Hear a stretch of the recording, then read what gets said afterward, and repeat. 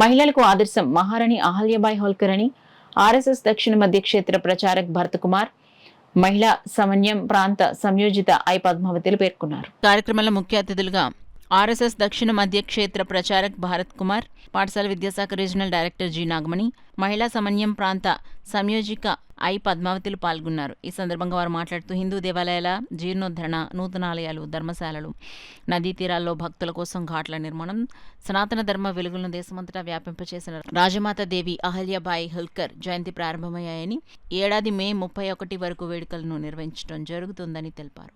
అహల్యాబాయి హోల్కర్ ఒంటరి మహిళైన అంత పెద్ద రాజ్యాన్ని పరిపాలించడమే కాకుండా విస్తరించడం కూడా చేశారని తెలిపారు.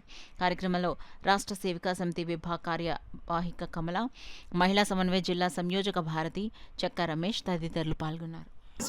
శతాబ్ది వేడుకలు ఈరోజు కాకినాడలోని మేము ఘనంగా నిర్వహించుకోవడం చాలా ఆనందంగా ఉంది. మహిళల్లో అహల్యాబాయి స్ఫూర్తి ప్రేరణ తీసుకుని వివిధ రంగాల్లో ఉన్న మహిళలు సాధికార దిశగా వెళ్లాలన్నది మా యొక్క సంకల్పం. కాబట్టి మున్ముందు ఇలాంటి కార్యక్రమాలు అనేకమైనటువంటి చేస్తూ మహిళా చైతన్యాన్ని పెంచాలి, స్ఫూర్తి ప్రేరణగా అహల్యాబాయి జీవిత చరిత్రను ప్రజలకు చేరువ చేయాలని మా ముఖ్య ఉద్దేశం. దేశం సర్వతోముఖాభివృద్ధికి అలాగే విశ్వగురువు అవ్వడానికి కూడా అది కారణమవుతుందనే ఉద్దేశంతో ఈ మహిళా సమన్వయం అనేది ఇది వేదిక మాత్రమే, ఇది ఆర్గనైజేషన్ కాదు, ఒక కార్యక్రమం నిర్వహించడానికి మాత్రమే ఏర్పడుతుంది. దీనిలో భాగంగా ఈ సంవత్సరం మేము అహల్యాబాయి హోల్కర్ గారి 300 జన్మ త్రిశతాబ్ది ఉత్సవాలని నిర్వహించుకుంటున్నాము. 2024 మే 31వ తేదీ నుంచి రేపు 2025 మే 31 వరకు ఇది దేశమంతటా ప్రతి మారుమూల ప్రాంతంలోనూ కూడా నిర్వహించడం జరుగుతుంది. ఈరోజు మన కాకినాడ నగరంలో గోదావరి విభాగంలో ఇదొక జిల్లాగా చెప్తాము. ఈ గోదావరి విభాగంలోని ఈ కాకినాడ జిల్లాలో కాకినాడ నగరంలో ఈరోజు నిర్వహించుకుంటున్నాము.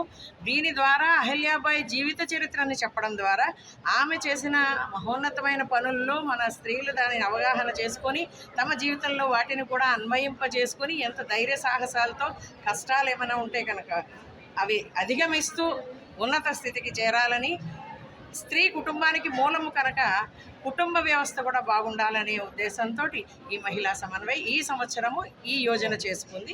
ఈ కార్యక్రమం నిర్వహిస్తూ ఆ రాజ్యాన్ని, నాందేడ్ రాజ్యాన్ని పరిపాలించడంలో ఆమె విశేషంగా కృషి చేశారు.